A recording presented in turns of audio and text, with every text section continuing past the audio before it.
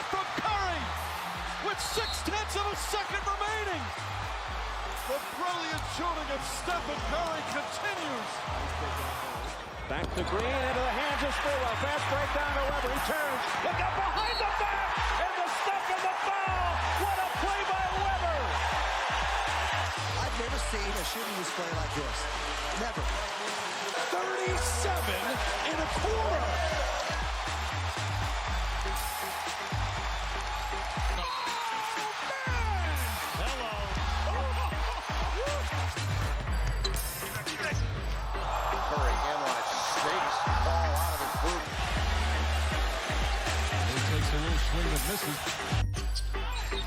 Curry splits the defense behind the back. Fires a three. Oh, he puts it in. What a spectacular move. That could be the greatest move I've ever seen. Here's Curry for the record. It's good. There it is. Stephen Curry, the all-time three-point king in the NBA. Fuck it. We'll do it live.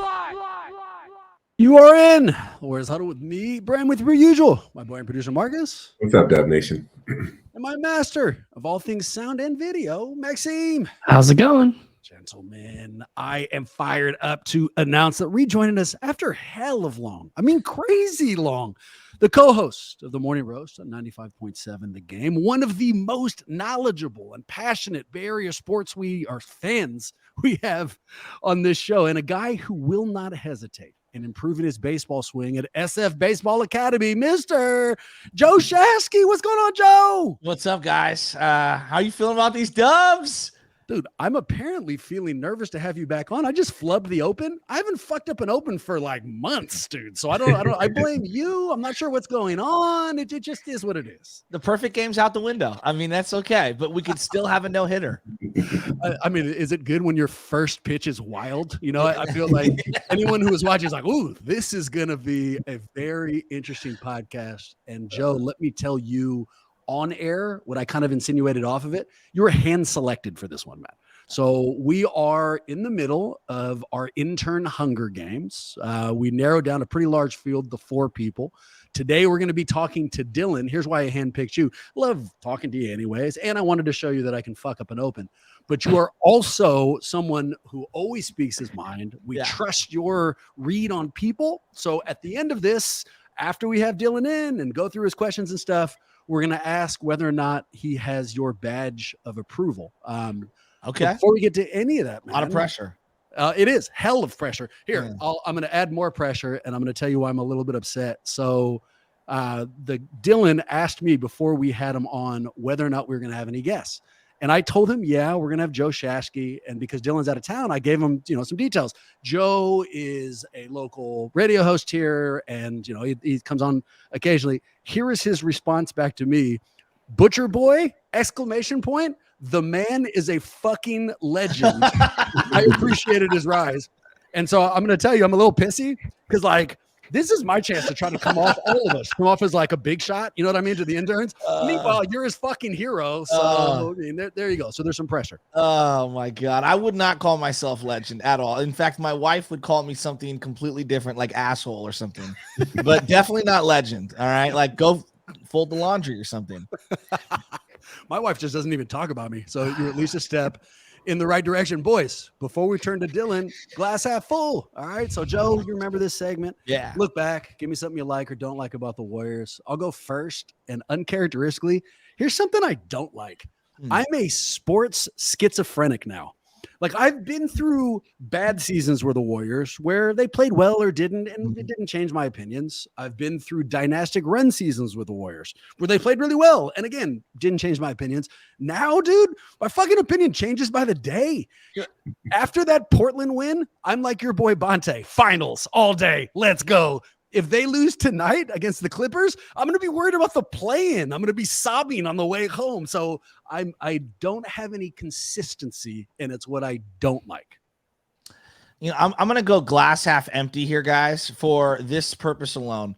I feel like we're tasting what it's going to be like when this thing starts to wind down. Like as the bread starts to slowly get stale, like for the first time ever, like it was in my head, like, okay, this thing could come to an end at some point and maybe it'll go on forever. And, Clay and Steph and Dre will never age and yada, yada, yada. But like, I did start to fully believe like, okay, we might only have one more of these runs. I feel like Dre's out the door. I mean, maybe I'm reading the tea leaves wrong, guys. Feels like Dre's out the door. Clay's been outstanding, but again, he's older in age. Steph Curry really only played like 2/3 of the games the last couple of years. He's been outstanding when he's out there, but like I've got a lot of questions. And then just the way the whole Wiseman thing went down, to me, that was sending a signal like we're all in on the now and we're just going to we're going to see where this thing goes. And yeah, we'd like Kuminga to be the dude down the line, but like, I'm not ready to let this go. Like, that's the biggest thing. I am not ready for this era of Warrior basketball to transition at all.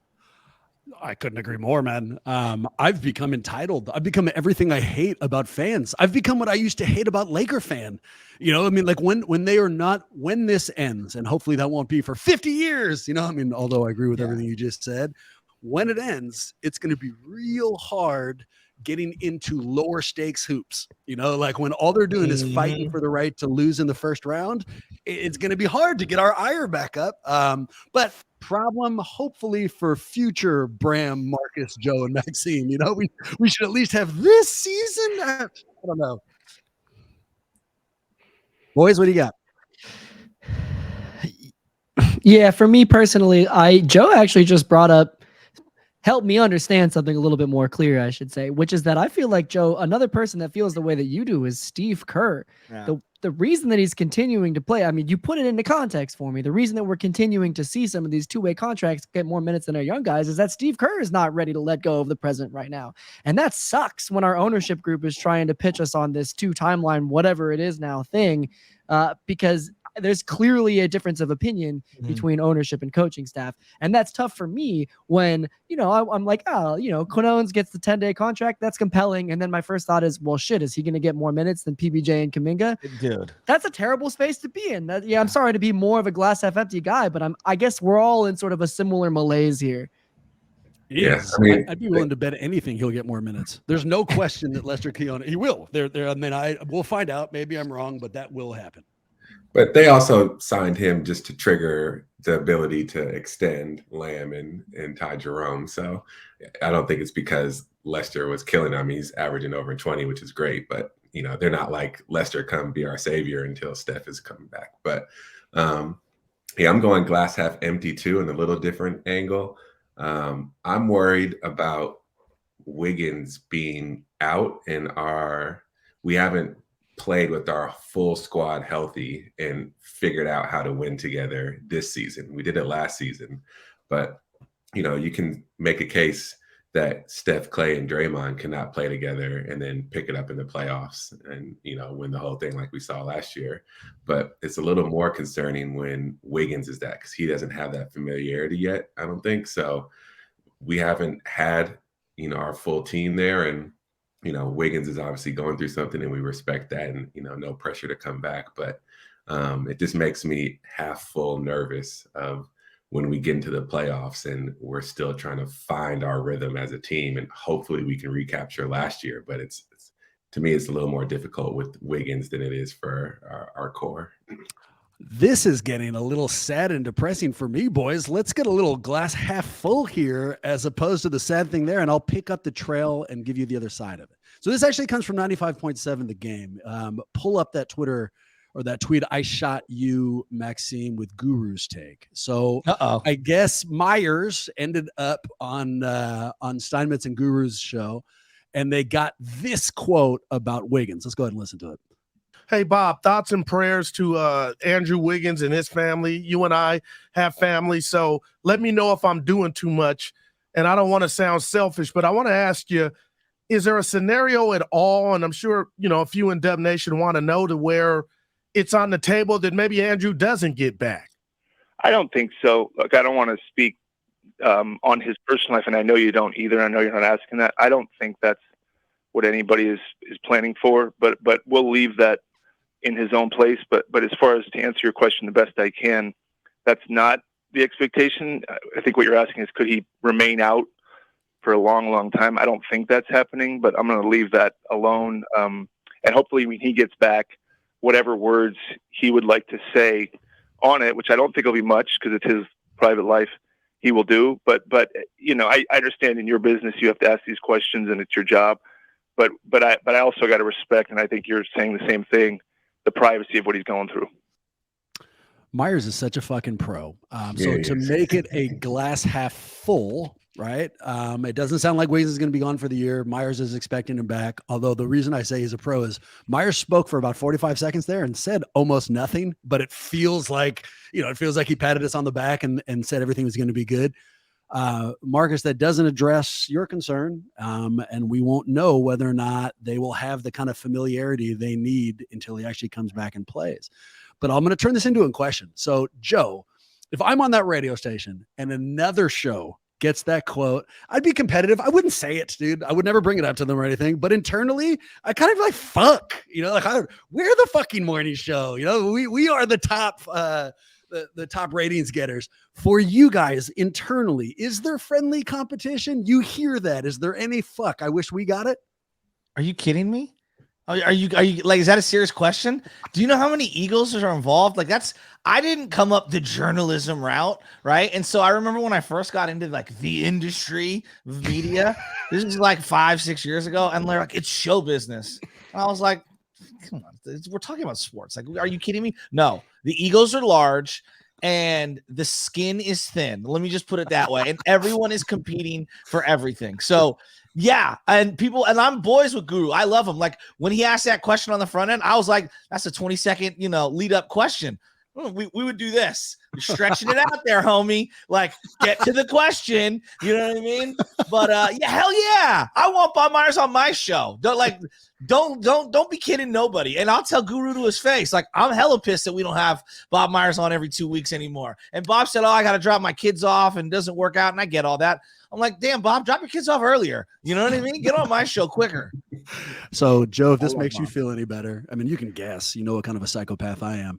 Not only can I not listen to other Warriors podcasts, because that would be the apples to apples. Yeah. I'm going to give you an even more psychotic take. When either Maxime or Marcus have a good take on this show, and it's for us, dude, it helps us. It's pushing our brand out. I get bitter immediately. Like I'm kind of pissy. I almost want to cut it and like redo it in my voice. So, I can associate with that. I'll give you one more thing I like, and Maxime, pull up that video we have from GP2 and Steph. Joe, the other thing I like is the relationship between Gary Payton II and Steph Curry. So here's a tweet from our boys, Reddit Warriors subreddit, and it's showing Steph and GP2 joking on the bench, making fun of Jordan Poole's reactions to the ref. And what I like about this is it underlines the relationship between the two of them and who GP2 is to this team. And we haven't really been able to celebrate his return, but it's coming, and I think I just wanted to underline their very obvious friendship and maybe how he can help in the locker room in addition to on the floor. You know what's interesting, guys, is that I follow some of them, not all of them. I'm not one of the people that follows every athlete on social media, but there's like certain ones. Well, I saw the Curry slideshow the day that James Wiseman was traded and they acquired Gary Payton, and it was like on his Instagram, it was like a slideshow of photos with him and Gary Payton, and I was like, damn, how's that landing with Kuminga? How's that landing with Moody? No, I'm serious. Like that's the way I think. You're talking about showbiz and the egos and everything involved, and this is going to sound like a complicated take here. All right. And this is facts. I would have kept Wiseman. That's what I would have done. To me, I think they sold way too low. I like GP2. GP2 ain't making or breaking this team's chance of winning a championship. Would he help as a perimeter defender? Absolutely. I don't dismiss that at all. Does he give them more minutes or more guys to go to? Yes, absolutely. You're only going to play 8 guys in a playoff game anyway. Like at most, maybe 9. You know what I'm saying? Maybe because of foul trouble. I just wanted to hang on to the kid. Like, I just wanted to hang on to him. And if it was really a money dump in terms of getting rid of Wiseman because of the money and all, which I don't subscribe to, like, then why is Iguodala on the team making $2 million times 7 because you're over the line? Like, what's the point of that? Why is JaMychal Green still on this team making $2 million times 7, which is what you hit when you go over the luxury? Like, those dudes are wasting roster spots. So clearly the kid didn't fit with them. I don't think he would have, like, 2 things are true. I wouldn't have got rid of him, but I also understand it wasn't going to work here for right now because of where they're at. The whole thing just doesn't sit well with me. I'm especially with DiVincenzo playing as good as he is, and now you have Gary Payton Jr. on another 2 years after this. I would prioritize DDV over GP2. That's me. You've been watching Wiseman? You've been watching his box score since he left? So I watched almost every game except last night's because I had Little League or whatever. I've watched them all, and I feel the kid feels like the weight has been lifted. Oh, yeah. Entirely. So are you rooting for him? And here's why. I am. It's good that I didn't tell you up front. I'm not, because it makes me feel terrible every time he does really well, because I completely fucking agree with you that they should have held on to him. But I won't say that because it'll make me look terrible if I were to say it now. You know what I mean? So look, it's interesting. Are you guys, Maxine and MT, are you guys rooting for, against, could not care less? Because like some people are like, why are you guys talking about him? And I'm like, dude, we kind of like, I think we're going to have an eye on him for a while. Like I did with Monte, and Monte had way more accomplishments on the floor than James Wiseman. You're reopening up old cuts here. Go ahead, Marcus. Well, I was wrong on the Monte trade. We can rip that Band-Aid off. I'm rooting for him, but I think it was the right move. The plus minus with him and Steph on the floor just didn't make sense. He just wasn't the right fit for our system. And if we're going all in on maximizing this window with Steph, Clay, and Dre, you have to let him go. I do think we sold a little low, but you look at him, he has a complete weight lifted off his shoulders. He's playing free. He looks good. And he's still, putting up -9 on a plus and minus, even on the Pistons. That team sucks. It's the player he is, he needs time to grow, and he hasn't had a lot of basketball under his belt, and centers take particularly a long time. So I think he'll end up being a good player, and I'm rooting for him, but I still like GP2 better, minus the ab core injury. Well, and so does Steph. I think that's an important part too. We literally flipped a 14th of this roster outside of Steph from somebody that Steph, as we've learned now, explicitly did not like, to somebody that's clearly, from what we just saw, one of his better friends on the team now. And that matters too, because this team is still completely built around Steph. So, am I still rooting for Wiseman? Yes, because I invested in him as a Warriors fan when we drafted him. I did all of the deep diving in to convince myself, for better or for worse, that he was going to be somebody worth investing in. And I'm not just going to be able to let go of that overnight. So, I hope he does well, because as I said on this pod previously, it will validate that we picked him, even though he moved on to a different team. And again, this is opening a can of worms because we had a whole fight about it. But it's a completely ridiculous position. Here's what I'll say. I think everyone agrees there was a mistake. It's just about when the mistake was made. I think we all know they shouldn't have drafted him. I mean, if nothing else, you go back to the day where they used the number 2 pick to bring him in. Mistake. Then from there on out, was it a mistake to let him go? Was it a mistake to not develop him? There's a lot of other arguments, but was a mistake made? Of course there was. They could have been Tyrese Halliburton. It could have been, they could have traded out a bunch of other options. It's 2020 hindsight. I understand why the mistake was made, but I don't think anybody can argue that they handled the situation correctly. If they had on the number 2 on the day of the draft, if they'd come up and said, who are you guys selecting? And they had said Gary Payton II, everyone would have been like, what the fuck? What the fuck are you talking about? Well, even just last year. I mean, Bram, if he never gets hurt, I want to know what happens in that COVID year where they lose in the playing games. Yep. Let's say he doesn't get hurt, him and Damian Lee are healthy, because Damian Lee was really important down the stretch and he had the COVID thing. If the two of them are there and they get in, how much different do we view him? How different is his role with that team? He gets a little taste of some playoff magic, down the stretch. Like him getting hurt set him back. The other thing is, this is why I struggle with this, because I heard you, Maxine, Steph didn't want to play with him. I don't, if I'm the owner, you wanted Avery Bradley last year, Steph. I'm the one who wanted Gary Payton Jr. So, as much as I get it, it's a partnership, and this is where I get conflicted. How much say do you give a lot of these veterans? I legitimately go back to this, because this is your team, right? I know no one wants to hear this. It's Joe Lacob's team. So, do you listen on every move? Do you listen on some? Is it a partnership? How do you come to these conclusions? But the fact it got this far down the line, to me, there was a failure to communicate on some end. Yeah, absolutely. Here, let's put it back towards rose tinted glasses, and then we'll welcome Dylan back in. After the Portland game, After they came screaming back, Mhm. because boys, I let go of the motherfucking rope. And in the first quarter, I was panicking. I was angry. I was lashing out at anyone who had listened, and they came back. And now what I said before is actually true, if not hyperbolic. I view them as a finals team again right now, and so if GP2 helps bring them up and over the hump, and this is what we talked about before, then great. All things are forgiven if we get another championship. And that's exactly what I'm hoping for. And with that in mind and a little optimism behind us, let's welcome in Dylan. Let's see if he's out there. There we go. Hey, guys. Dylan, what's going on, man? Man, I came in and I was super pumped up, and you guys kind of just sucked my soul with all this honesty here for the last few minutes. I blame Marcus and Maxime. I mean, if you end up being a final member of this team, that's always our go-to.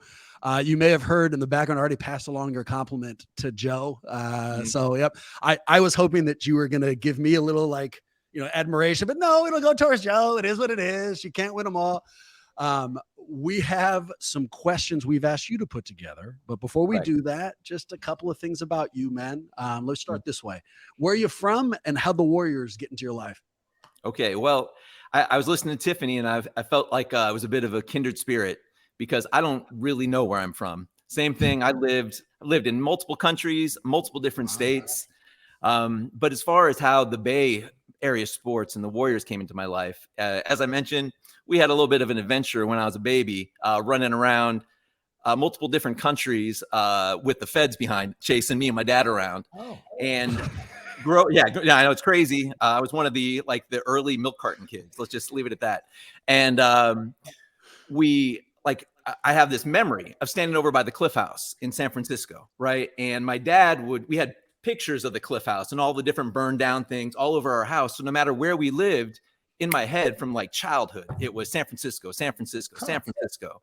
And then we were living in Iowa at this point, and I wasn't really, it's amazing, but the first sports memory of my life was the 49ers, and it was the catch, and then it was them against the Bengals.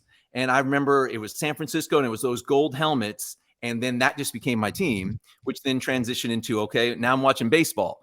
Okay, it's Will Clark, it's Matt Williams, it's Kevin Mitchell.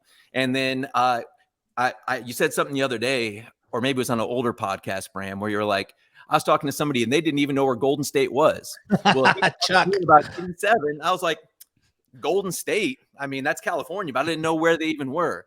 And then when Run TMC came in, that's when I really started noticing them. And I was like, that is a very fun version of basketball, Nelly ball, right? Like just running up and down. And so that was when I really started watching. So that was early 90s. Two super quick follow-ups. Follow-up one, if there's a way that you could get into Joe's good graces better than gold helmets and Kevin Mitchell names, I don't know. I'm not sure how else you could do it. And then two, so just based on your video, I had a bunch of little bullet points I was going to bring up to you. The first was on the lam from the feds. You've already touched that.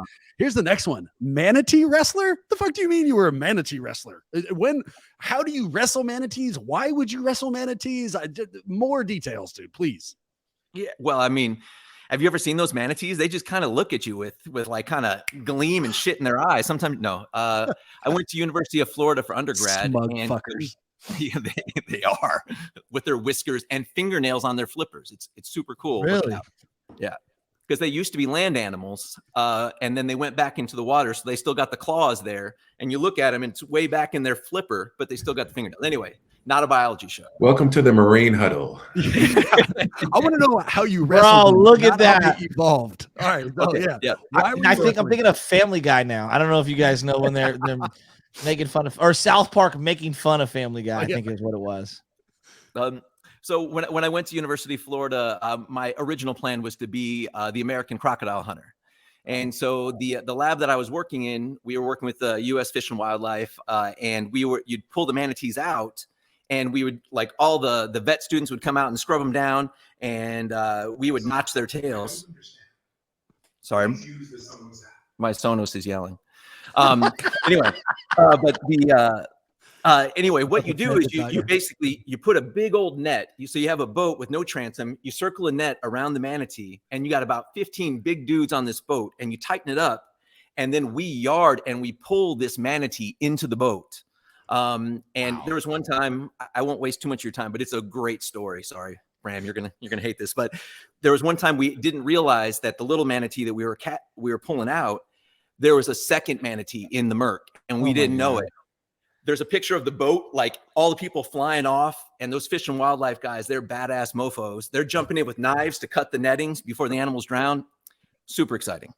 Wow. I mean, if I had $1 for every time I wrestled a manatee, I know exactly what you're talking about. It is what it is. I have 1,000 follow-ups, but it's not just me here. You boys have any personal questions for Dylan? No, I like the story. I mean, besides mispronouncing Will Clark and Kevin Mitchell, you should have said Mark McGuire and Jose Canseco. Oh, there we go. Oh, man. Yeah, I will represent it as the A's fan, the lone A's fan. I don't so think you're the Marcus one is watching an them A's this year. Yeah, Exactly. No, he's not. No, And at he's the not. game. Factually accurate. He's the one saying the A's. He's not watching shit. I guarantee you that. Yeah, but my question is kind of, I guess, as a Warriors fan, what's your favorite moment that you wish you would have been in the building to see? Well, my favorite moment, well, I mean, I think the answer for everybody is, I'm in Oklahoma and I wasn't there. Would have been the bang bang, right? Like I was actually up in Canada at that time, and we were at an Airbnb that had no internet, and I'm doing everything I can on my phone to try to find a way to get it. And Iggy comes up and he's got those free, I know, T Megabyte, right? He comes up and he's got those free throws, and I remember, and then just the look on who's the big goofy guy from Turkey who was on Oklahoma? Zaza? No, Cantor. on Oklahoma. Freedom. Yeah. The look on Cantor's face. He's on the sideline. Yeah, Enes Kanter. When Steph pulls up from 2 steps beyond half court, because you know they were supposed to mark him right there at half court, and they didn't. And you just see Kanter before the ball is even on its downward trajectory. He just goes, man, I would have loved to have been there. You guys show him some respect. His first name is Freedom now. Let the record reflect. And I think that that Steph just came out with a shoe whose nickname was the Bang Bang, and he handed them to the first pair went to Mike Breen. So there's very obviously a relationship between the two of them. But let me shut up again. Maxime, you got anything for Dylan? Well, first of all, I haven't seen it yet, so maybe can any of you enlighten me on? I read that Steph just did like a remake of the Bang Bang moment. So was that worth watching? Should I go back and check that out? You are the master of video, motherfucker. So if anyone had seen it and was going to put it up, it'd be you. Master of video doesn't mean I've seen every video ever. You think I'm some kind of robot? But it doesn't mean you should be asking other people for the video on the podcast. I mean, I feel like in this instance, it would probably be you.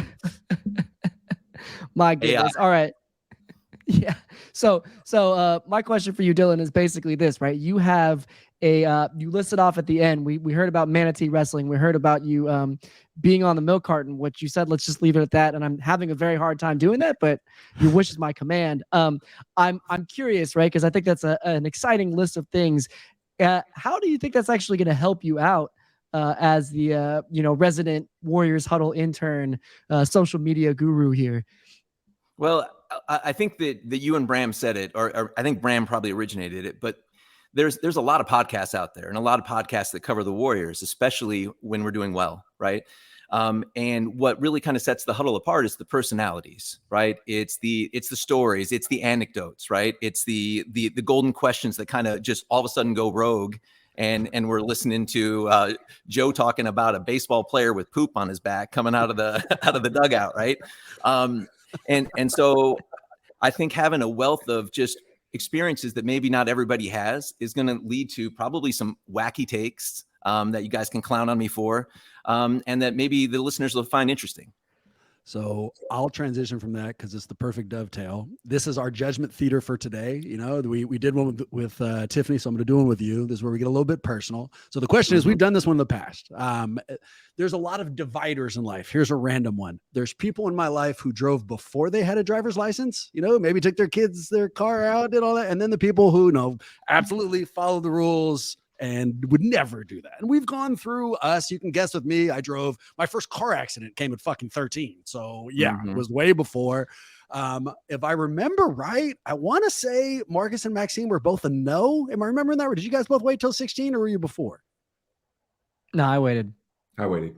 Yeah, there you go. Which goes to Joe before we go to Team Iggy Bite. I would bet everything I have that Joe was before 16. I mean, there's no question in my mind he's closer to me than Marcus and Maxime in this. Joe, am I right?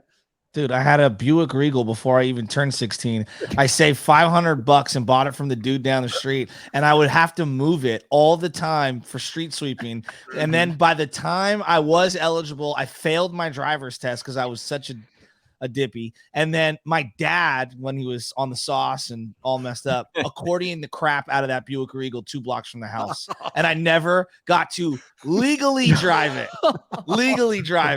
Oh, dude, it's still to this day. Don't even start me.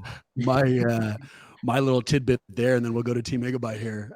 But my tidbit there, my dad started to teach me how to drive, like showed me pretty early, whatever, 13 or something. And I was terrible. I mean, fuck, I was too young. I had no idea how to do it. I think I backed my dad's car into my mom's car, But then fast forward, and I started stealing basically my parents' car, taking it out all the time. And then my pops gave me another lesson, and he was like, "Holy shit, you're really good." And I said, "Video games."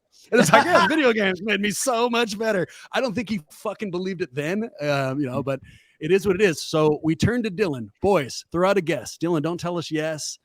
Dylan, I'm going to guess yes, dude. You're on the lam. You're wrestling manatees. You're doing all the shit that you just talked about. You were probably driving like 3-wheeled motorcycles at the age of 7. Like, who knows what you're up to? But I say for sure before 16. What's your guys' guesses? I'm going to say 100%, and he was the getaway driver for God knows what capers. That's exactly it. Whereas it sounds like you all were driving more for joy than for necessity. I think Dylan was all about, we just got to get out of here. I'm going to go no. I think he would have done it, but I think he had a small, tight crew of that he rolled with, and they had cars, so he didn't need to do it until he was 16. I like that. Dylan, what's the truth? Okay. Well, first I'll say that MT, my girlfriend, loves you because she comes up, or wife loves you because she comes up with backstories for everything too. So like, I love that part. So, I mean, yeah, you guys nailed it 100%. So my family, they owned a small car dealership. But even when we were on the lam, when I was a little kid, I was just steering on my dad's lap, like when I was not a year old, with my hands on the steering wheel. And then at the dealership from just the time I was a little kid, and, you're driving cars around to move if you got to rake a particular place in the gravel or something like that. So I was probably 5 or 6 when I drove by myself the first time. Oh, I didn't steal my dad's car or anything, but so looking at you, Bram. Sorry, Siri decided to invade my podcast there. She must have been answering your own digital assistant on your side. Also, I don't mind telling you, I got really nervous when you said my wife really likes Marcus because I thought you were going to say his voice, and I'm just tired of hearing the voice compliments. So we didn't go that way. All right, Dylan, enough runway. We turn to you. So Joe, what we've done then is asked all of the contestants to come up with 2 golden questions and a personal question. So then, Dylan, what do you got? Okay. So 2 golden questions, meaning basketball related, right? So I would say the theme of this is brought to you by the number 3, because we're down to 3 contestants. There's 3 questions, and I'm going to focus it on the thing that made Steph Curry, Klay Thompson, and the Warriors famous, the 3-point shot. Okay. So my first question is this. Right now, we all know that Klay Thompson holds the single game record for 3-pointers at 14. Him and Steph have been bouncing the record back and forth like ping pong for years. Dame had 13 just the other night. So my question is this. Who do you think, Beans on the line, Matty Stats, I hope you're still there and you're listening. Beans on the line. If you had to take the first player to hit 15 threes in a game, is it going to be Steph? Is it going to be Klay or the field? And why, of course. Joe, I'll follow you. Oh, man, this is such a tough one. I just don't see Curry staying in a game long enough to be able to do it, and teams don't allow him to do things. Like once he gets to 11 or 12, it's the old like, what are we doing? Hack the crap out of him and do not allow him to shoot it. Whereas Klay is such a, and I don't mean this in a negative way. He's like the afterthought to the offense at times, even when he's going nuclear. I'm gonna go with Klay. I'm going to roll with Clay. And I just think also he's the one that has no conscience whatsoever. He doesn't care if you're hot, he's hot, they're hot. I'm pulling. Like, he's the loaded gun at all times. So I'm going to go Clay. Should have gone first. I hate it when Joe has like solid ass takes that I wish I had said.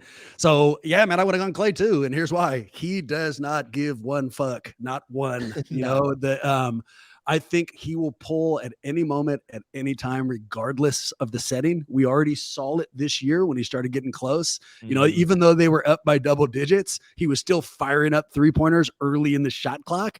I don't think Steph does that.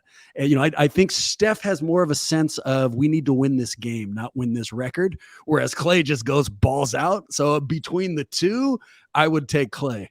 Gentlemen?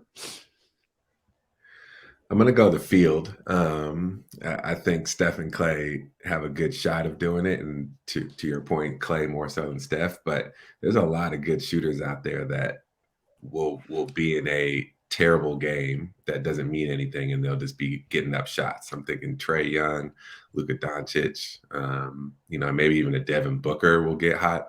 So I just think between the rest of the NBA and how many people can shoot a 3-pointer now at that level where they can possibly hit 15 is greater than the need for Steph or Clay to actually take enough to hit that many. Go ahead, Joe. I see you thinking. No, I was going to ask before Maxine gets in there. Do you guys ever anticipate a rule change when it comes to how the 3-point line is, like where it's positioned in the league? Because that's something that I've been like baseball made some dramatic moves. We haven't really had any, you know, big changes outside of hand checking being removed in the defensive 3 seconds in a long, long time. The 3-point line took 20 years for people to finally like rip it from back there. And then we've kind of played with how far back it is. I gotta feel like some sort of change is coming soon. Joe, at the risk of interrupting here, you're spoiling my second question. Oh, my bad. I worked real hard on it. No, I just think they're going to try to bounce the floor more. Yeah, welcome to my world. Well, then we'll save it and we'll pretend like Dylan came up with it. I love that transition. No, you're all good, man. And we'll give it to you to rephrase that in a second, Dylan. I'm going to piggyback on what Marcus just said. So I keep my answer. I think it'll be Clay if I have to pick between those two.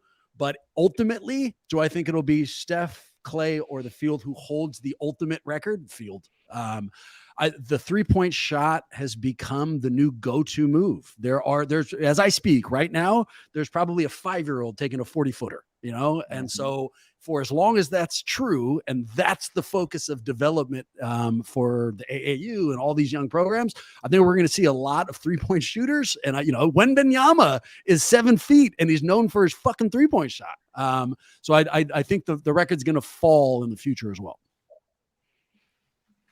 Dylan, do you have a second question? I do. Okay. So the second question, we've kind of segued into it. So when the Warriors Rise first started, Charles Barkley said, jump shooting teams don't win games, right? And that you could also say that at that point, the Warriors were more than just a jump shooting team, right? Like we had a mid-range game. We had the motion offense that gave up more close to the bucket baskets than you're going to see normally. But we also had the greatest 3-point shooters that have ever lived. Now, fast forward a few years, it kind of feels like the NBA has moved into a world where we're just spamming threes. That's why we get all these blowouts all the time, which aren't fun to go to. It's that it really comes down to tonight, are you hot on threes or are you cold on threes? So my question is this, 2 parts. First, did the Warriors actually and I'll throw this out there. The game against Portland, when we started going to the basket, that was the most fun basketball game the Warriors have played this year because they weren't just spamming threes. It wasn't just, hey, they're going in. So with that said, I guess you guys know where I'm going to land on this. Did the Warriors actually ruin the NBA with this 3-point thing? Is the game less fun now than it used to be? And do you see a situation where there needs to be a rule change, expanding the court one way or the other, as Joe was saying? Keep the mic, Dylan. What's your answers? Well, so obviously, old man yells at cloud. I love watching the entire court being used and not quite so much, what's the word? Not variation. Not so much just depending on spam and threes. Like these guys are so good. They're so talented. And when we were watching the worst 3-point shooter in modern history the other night just go 5 for 6, you're like, what kind of shit is this, right? This isn't fun. So my answer would be, yeah. Like, I think that the NBA is less fun than it was because everybody's doing the dang same thing and just spamming threes. And what I would love to see is maybe, let's widen the court, push back get rid of those corner threes being closer than everything else, and make it just a little bit more challenging. Because these players, like you said, 7'7" and can stripe it. You can't guard someone 7'7". They can't guard Kevin Durant. Shout out to Matisse Thybulle. You never did that for my fantasy team, you bastard. Joe, what's your response? So the way I'm reading this is, have the Warriors ruined the NBA with their 3-point shot, and should a change be incoming? The Warriors didn't ruin the NBA, because even when they caught Kevin Durant, they loved the mid-range. Like, Clay loved the mid-range. So did Steph Curry love the mid-range. And I think it was a big misnomer. The Rockets and the data dorks have ruined sports in general. Like, the overemphasis on, well, if you shoot 33% from 3, it's better than shooting 48% from 2. And it's like, well, is it a good shot? Like, you know what I mean? Like, forget what the data and the spreadsheet says. Do your eyeballs tell you if that's a good shot, right? Like, one of the things this year, like all the defensive breakdowns on the Warriors, I'm like, dog, they give up wide open looks. No, of course everyone's shooting really well. Like, they can't stay in front of anyone. The ball's hopping, they're scrambling, and dudes are wide open. So I guess where I'm going is, no, it's not the Warriors who ruined the NBA. They obviously found a little glitch, exposed it with unique talents. But I blame the rest of the league trying to replicate it with bootleg Walmart versions. Like Trae Young, I heard you reference Trae Young earlier. Trae Young is garbage. Like, I cannot watch him cry and complain. He is so different from Steph Curry, but we file him under Curry. And I think he's a bootleg version of Curry. He's ball dominant, doesn't move. Dame Lillard, great player. When was the last time you seen him relocate to the corner after giving it up at the top of the key? And Dame's a whole, 5 levels up from someone like Trae Young.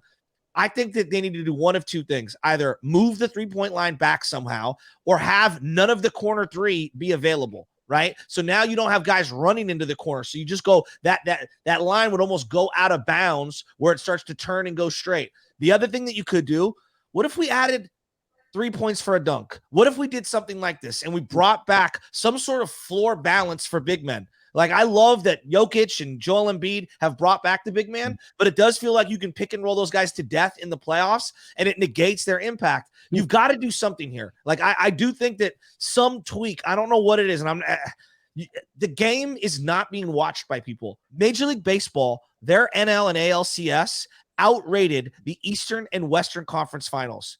It was the freaking Warriors.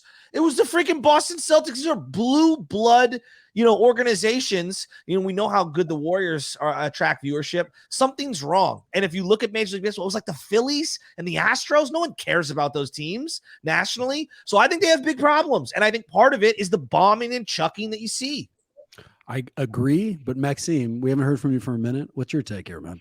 I want to underline a lot of what Joe's saying, because I could not agree more. I want to point out that part of what made this Warriors team, a lot of people are trying to emulate the small ball Warriors right now and finding out that it's a lot more difficult than it might look on paper. That didn't just include the greatest shooter of all time, not just shooting the greatest shots of all time, but cutting off the ball, like Joe said, the way that pretty much no other point guard is doing it. It included a number 2 that might be the greatest pure shooter that the NBA has seen. And it included a genius on both ends of the floor in Draymond Green that can facilitate all of these things and catch things before anybody else and see the floor in a way that nobody else is seeing. So, like, it's small ball, but only because you have some of the most statistically outlying candidates for those positions that we've ever seen. And so, of course, now we're seeing that other teams that are trying to emulate this behavior are finding that they're regressing back to the mean a little bit more. And it turns out that the mean is not going to be the easiest way to play basketball. And at the same time, I'm excited by seeing Joel Embiid,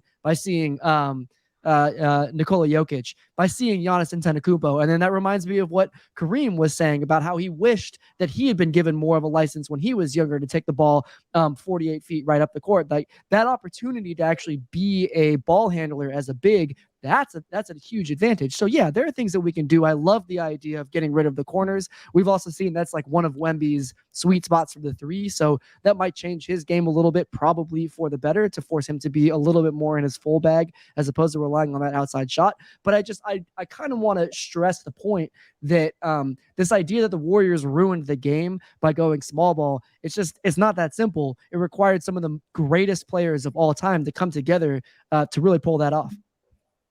Yeah, I'll go quick. Do I think they ruined it? No, but yeah, I think it's hard. Like, would you rather watch Trae Young or Andrew Bynum? Would you rather watch Damian Lillard or Kwame Brown? So, like the difference between why can't it be Zach Randolph? Like, why can't it be Zach Randolph? Like, you know what I'm saying? Like, and I'm not even like Zach Randolph isn't even on. Like if you're gonna go Dame Lillard, like Zach Randolph is equivalent, close to it, of the power forward position of that era. I loved watching him play. Yeah, no, he was great, and like he was amazing. He never jumped higher than 2 inches off the ground and was an all-star for multiple seasons. So that's a better comparison. Fair. I just, I don't think they ruined it. I think they just helped evolve it, and they sped up the evolution of the game. And I agree. I think they're going to have to do something to address how the style is played. I also think underlying factor that I don't know how you address it, and it seems like a cop-out, but I think the refereeing is also. I agree with you. Part in the viewership because it's almost like WWE level type of refereeing where like it's too inconsistent for the casual fan to enjoy it because they're just kind of like they don't even know what's going on. So the problem starts before the referees. So I mean, in turn, really quick, did they ruin it? Fuck no. They made it more accessible. The more people like to watch Steph Curry than anyone has ever wanted to watch anything. We're not watching physical beasts anymore. We're watching people we can associate with perform magic. Yes. But do they need a change? Fuck yes, they need a change. All right. And I'll give you a real world example. A good friend we've brought up a few times on this show, Ron, has a son who's getting ready to go to college. So that kid is what, 16, 17? He does not watch full games, and he played in the AAU. He is a basketball fan. He likes the Warriors. What he watches is TikTok highlights. Does not watch all of them. He just gets up to speed on it. And that problem is getting worse, gentlemen, by load management. Why would anybody give a shit about watching a full regular season game when the players don't play in them? So they're dealing with a problem right now. And if Adam Silver is the commissioner I think he is, should he be considering changes? Yes. Hardcore changes, because in the future, the people who will be paying for these games, the season ticket holders, those are Miles. Miles right now is learning he does not need to attend those games. For what? I'll just hop on YouTube. So if they're worried about the bottom line, which of course they are, it's a financial business, then changes need to be incoming. And I think it's going to get closer to like the NTV Rock and Jock. Remember, like they had like a 25-foot fucking shot, like all the other bullshit. It would not shock me at all if they start to really try to bring in scoring, like you saying a dunk worth 3 wouldn't shock me at all. That's what they start doing, man. But they need to. They need to get this. They need to give a younger audience a reason to sit in for 48 minutes, and that's not an easy thing to do. No, it's not. There's so many complications with this. The thing with social media is real. Like, we care more about the transaction than the actual action. I mean, the Kyrie move was talked about for weeks and weeks and weeks. Has anyone watched that team? Because they're not very good right now. Like, you know what I mean? Like, we're blowing Kyrie left and right. And if you just poll average people, they're like, oh yeah, look out for Dallas. It's like, they haven't even won a game in like a week, 2 weeks. Like, I'll believe it when I see it. They won before Luka when he was hurt on the bench. I don't know. It's just, we're obsessed with the names and stuff, like Kevin Durant. All of us, we all know how great Kevin Durant is. The dude's been on 5 teams or 4 teams in like 4 years, 5 years, whatever it is. It's like, really? He's one of the all-time greats across sports. Yes, Kevin Durant's name brings me a lot of frustration right now, so I choose not to comment on that at all. Damn, did he look good in Phoenix the other night, Dylan? Stud. We asked you to give us a personal question too, man. What do you got? Okay, so as most good questions do, it starts with a story. So this is a few years back, and I'd been shopping for my very first home, and I'm looking up in Oklahoma City. And we finally find one. We've been looking for 6 months at this point. And we find one. It's in the right neighborhood. It's a neighborhood that used to be like an oil tycoon's like country estate. So there's gardens and swimming pools and fountains all over the place. Beautiful. And it's the price is amazing. And so we go ahead and we put in our offer, and then you know what you do. You're like, okay. Are they going to accept my offer? Like, we put it in there, and the phone call comes in, and it's my realtor. And my realtor says to me, Dylan, they accepted your offer. And we're like, yes. And he's like, but there's one thing. And I'm like, what's the one thing? He's like, well, they wanted you to know that there was a murder in this house. And not just any murder, like a famous murder that there's TV shows about, that there's books about. And he's like, what do you want to do? And, so I got my girl, I got my dogs with me, and I have to make a decision. What am I going to do? And what I want to know is, when that comes up, are you going to move your family into there, or are you going to beat bricks and run for it? Great question. Judgment Theater. Don't anybody answer. All right. Start with me, boys. I find my dream house, dude. Couldn't wait. Amazing. And I didn't think I was going to get it. I got it. Here it is. But I find out that there's been a gruesome murder. Do I move in? So here's the deal. I remember you talking about like rolling over to your buddy's spot, and you were just pissed about the stairs that were there the whole time. And I feel like you would be so nervous that somebody would come over and say like, oh, isn't that the place, like casually just drop it as you're walking around, like, isn't this the place that murder happened? And like, you would not be able to sleep for the rest of your life. So I think you would realize that was going to happen, and then you wouldn't be able to go through with it. Joe, what's your guess? My guess is, like a good lawyer, you would ask for more information. Who was the celebrity? What was the death? Like, what were the circumstances? Let me get more information before I say no. Dylan, why don't you give us a guess? I'm going to say hell no. I pictured asking this question and you being like, oh my God, no. So I'm going to go hell no. I think that there'd be, as neurotic and dramatic as you are, to be in a house like that, I don't think that you would want it. MT, since you won't bring me to a finals game, I don't want your opinion on this. To give you guys a little bit of background, what Maxime is talking about when he says stairs, I'm such a sick fuck that when I go to a friend's house that's super nice, or this has happened in the past. My wife and I went to a good friend. They just bought a new house, and I was so jealous and resentful of how nice the house was. On the way back, I said, what was that staircase doing there? Which makes no sense. It was giving them access to the second floor, dude. It was a staircase. What would I do here? Hell no, I wouldn't go to that house. If any of you had a house that you, like, I suddenly found out there was a murder in, I'm not getting anywhere close to it. I'm having an intervention and asking you guys to move out immediately, man. I'm not good with like supernatural stuff. Like I just don't mess with it. Absolutely. If it was the Taj Mahal, I would not move in there. All right, let's focus on Marcus, boys. Let's drop a guess. Marcus is more practical than emotional in this sense.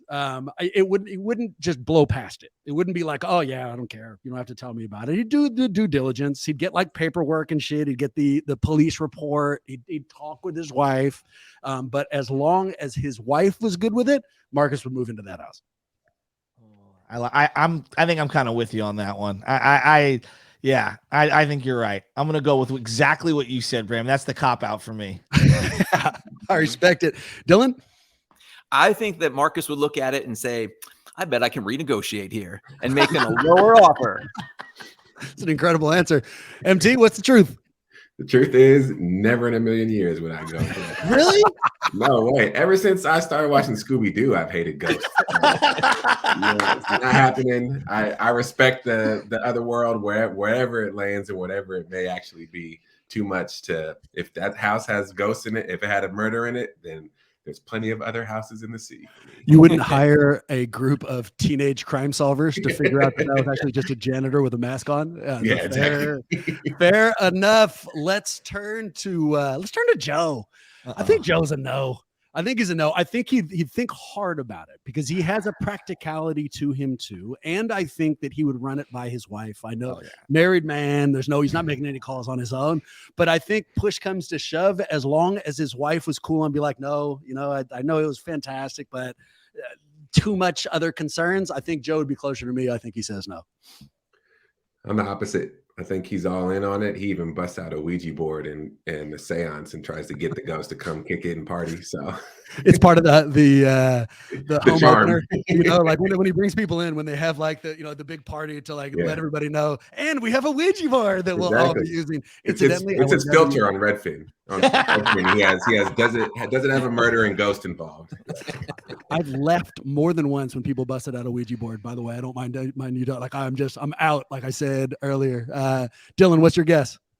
I'm guessing yes. I think Joe even leans into it. Like he has people come over and he has like a setting with food there with a chair at the table with nobody sitting there just to fuck with people. I'd leave that housewarming almost immediately. Joe, what's the truth? The truth is that I would tell the realtor to never bring this up in front of my wife ever again, because in her culture, she would be furious. And then what we would do is we would immediately rip all of the walls down, because I've got a full family of contractors and plumbers and electricians. We would invite the priest over, and we would absolutely do some sort of a seance, a blessing, whatever it is. Dude, paint can solve a lot of things. This is a true story. Honest to God, true story. We were searching for a house for like 3 years, right? My wife was like, literally, this was over 10 years ago, crying all the time. We're getting outbid. This is like the first tech boom that was like popping, and like everything was jumping out of our price range. Okay. We found this house. They were in the one I'm in right now, and they were in, in contract multiple times, and they got broke. I'm thinking, what is going on with this house? I walk in, I'm like, this is perfect. Yeah. There's like 8 people upstairs, 5 people downstairs in this tiny little house, like just packed like sardines. Okay. So I tell my real estate agent, like, well, what's the deal? All these people won't leave, they're renting, whatever. I was like, we'll give them $40,000. This is the honest to God truth. I said, we'll give them $40,000 and they'll all leave. I was like, but I don't have the $40,000 because I need that money as the down payment. So we'll give them $40,000 more on the mortgage, and we'll pay that over 30 years. And so I swear to God, we gave 25 upstairs, 15 downstairs. The people downstairs says we're not leaving for 3 weeks, till our next place. The second I got the keys and the people upstairs left, me and my dad were banging everything upstairs. I was making so much noise, they were gone in a week. Facts. I painted everything in the whole house. I slept on the floor and never looked back. I still get these people's mail. I don't know if I've ever been more excited after the phrase "this is a true story" than I was when you first started that. When you said like it's going to be like seance and shit. In related news, to continue a theme, if you told me the only thing that had happened in your house previous to this was a seance, I wouldn't come to your house. I'm just out, dude. It just scares the hell out of me. Wow. We make our way to Maxime. Maxime I have no idea. I cannot pin Maxime down. I mean, there's a chance that Maxime is a part of an international group that just goes to haunted houses. Like I don't know what he would do. So on that side, just for the hell of it and to get a little variety, I say, yeah, I think he sees as an upside. It comes in, he's like, I'll give you an extra $15,000 with that information. I think Maxine's scared shitless. God bless you. There's no way you're moving into that house. There's just no way. No way. Dylan? So I don't think Nick Young would, but I think Maxine would. And this is why. Nick Wright.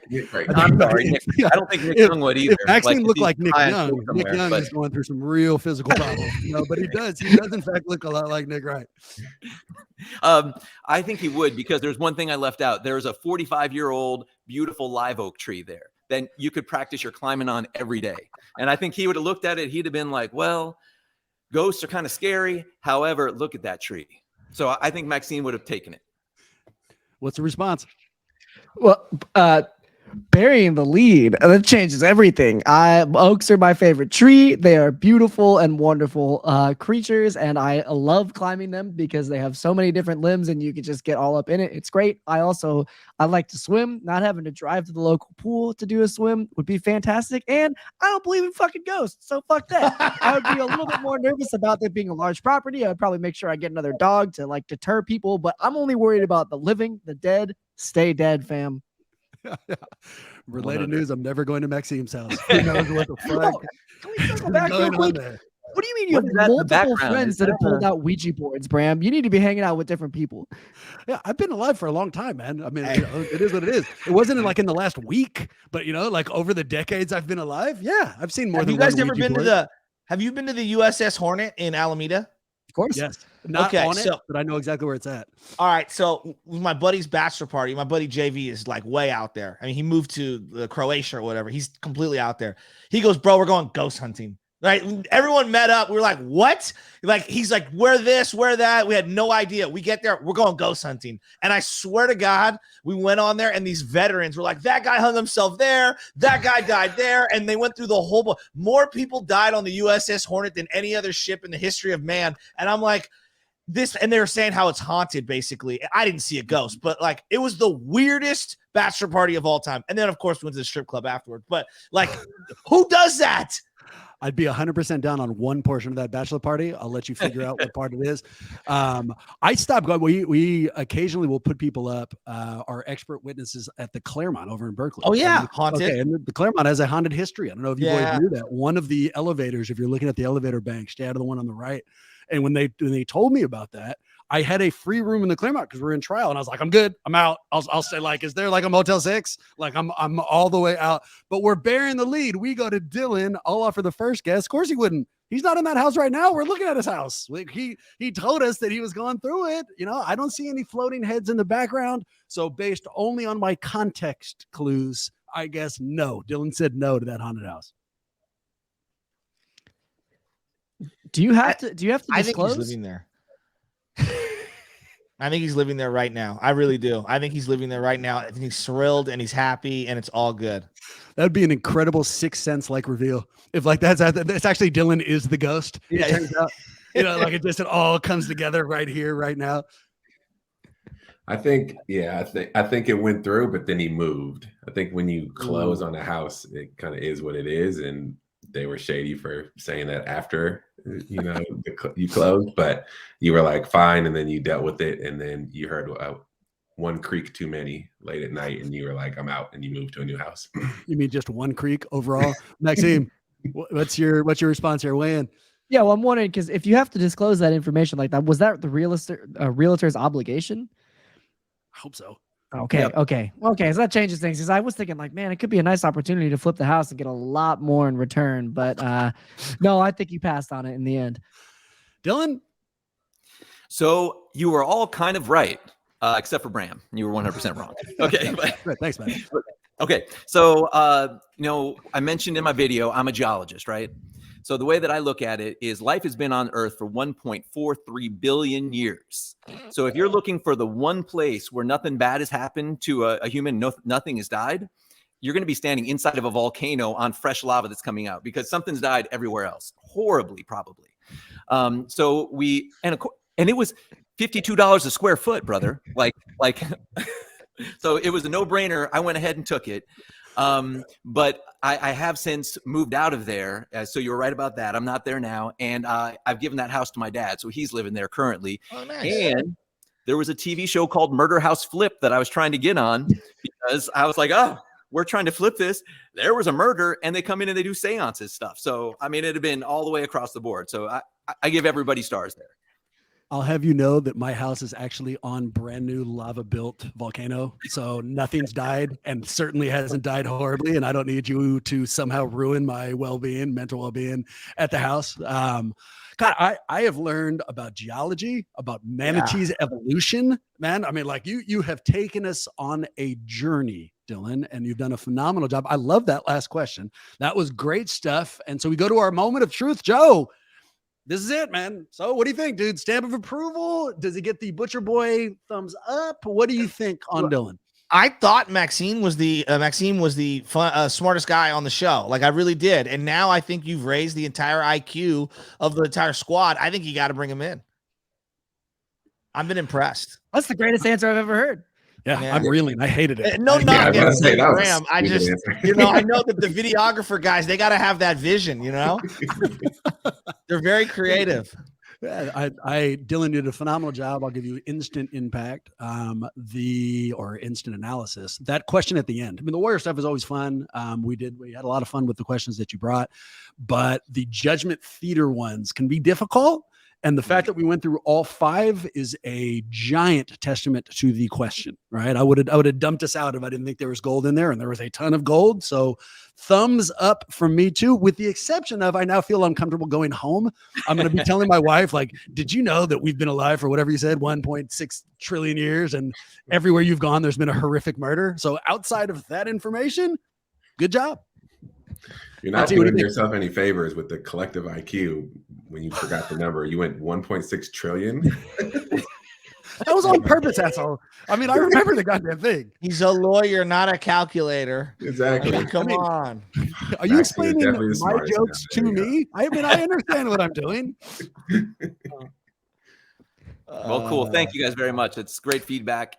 Like I said, I've listened to the show for forever. I'm super excited. You didn't get any feedback from Marcus. He spent his time shithousing me. What is your fucking feedback, Marcus? What do you have for him? I agree with Joe. Raised the level of the podcast. Great episode. Concur with Bram. The question was good. Those are hard to do. So shout out for coming up with a great question. And yeah, it's been fun. So stamp of approval. I'd like to see them move on to the final rounds of the Katniss Hunger Games. Well, here's the big breaker though. Who's the least favorite warrior of all time for you? Chris Webber. Ooh, I see that. I would have also accepted Mike Dunleavy. I saw him working out the other day, and I was like, "What's up, Mike?" And like, I feel so obligated to say hi to him because he's part of the Warrior front office. It's like, fuck. Edit that. Mean, with Verjao a close second. Verjao being a close second. Verjao, dude, don't even start me. Maxime, finish out the analysis. What'd you think? Yeah, so first of all, Verjao was also my least favorite player, so props there. 100%. It was a dark time. I think he was always a sleeper agent for the Cavs, even when he was on our squad. But point aside, no, I thought it was really fun. And the point is that as we're talking about, what's actually going to happen, right? Because a lot of the conversation is about help with the social media side. And I think it's really important to understand the voice of the huddle and how to transpose that to different mediums. And so that question is exactly it, right? It's an indication that you're thinking about how to bring out the best of what we do. And I mean, there's so much thought and intention that went into all of this, that went into your video, that went into these questions. The framing of the 3 overall is fantastic. I would imagine that 3 people were murdered in the house that your dad now lives in. But overall, just really excited by your contributions. And it was really fun to spend the past hour with you. And I was picking up all your references. I heard the shit on the back of the baseball jersey. I heard the beans. I heard everything you did, and I appreciated all of them. One step back before we move forward. Another name, least favorite warrior of all time, Mookie Blaylock. I remember they asked that fucker because he started missing practices for tee times. He's like, "Aren't you the captain?" And he goes, "Yeah, captain doesn't mean that you're a leader." What the fuck does being a captain mean then? Like, does it mean that you get the first tee time every day? All right, forward we go. There's one last step to Dylan's candidacy. And Dylan, you have an option. You can either take over one of our social media accounts, or you can throw a video up on our YouTube for everyone to watch. What do you think, man? What's the selection? Well, I think everything's kind of coming together on this. So what I want to do is a YouTube video. So my birthday's coming up on the 7th of March, and the Warriors are coming to Oklahoma City on the 7th of March. And we always I go to the Dallas games and the Oklahoma City games. So my wife's got the tickets already. What I'd like to do is go up there and these two fan bases, these two teams are tied together from the 2016 finals and KD forward. They're tied together, and there's lots of Warrior fans here. So I want to do a man on the street kind of interviewing people. And then we'll be able to cut it up and put it together. And I'm going to get, talking to the Warriors fans there, be like, how did you become a Warrior fan here? And asking the Oklahoma City fans, hopefully, I already got the muscle to stand behind me in case somebody gets a little bit too rowdy. But I feel like I could get some interesting content. Incredible idea. I cannot wait to see it. Your birthday, if I remember, you said it was the 7th. So it would get us that video. Maybe we'll try to post it, let's say, by the 10th, which is next Friday. So if you guys want to check out Dylan's submission, hop up on our YouTube page next Friday. We still have one more candidate to go through. That's Spencer. We're going to have him on next week. But I don't want to bury the lead. Joe, thank you, man. We missed you. It is phenomenal to have you. I love our episodes with you so much, man.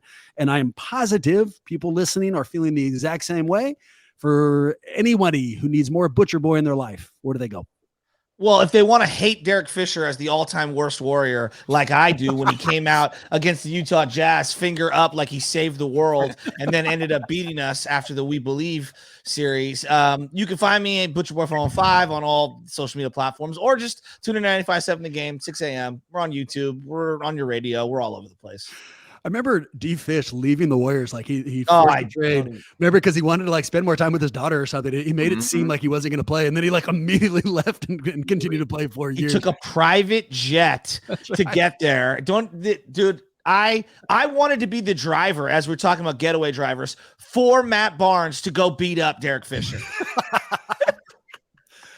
All right, we've reached peak content, so I'll get us the hell out of here. We appreciate you guys. You want to get us an email, let us know we did a good job, bad job, any job. You want to know where you can buy a haunted house, you can shoot that email to huddle@warriorshuddle.com. We also have a bunch of social media accounts now, but for now, only one of them is active, really, until we get the interns in. And we shouldn't even say interns, till we get the new team member in place. That social media account is Twitter. That one's at Warriors Huddle. And with that in mind, go Warriors. And hopefully, see you next week.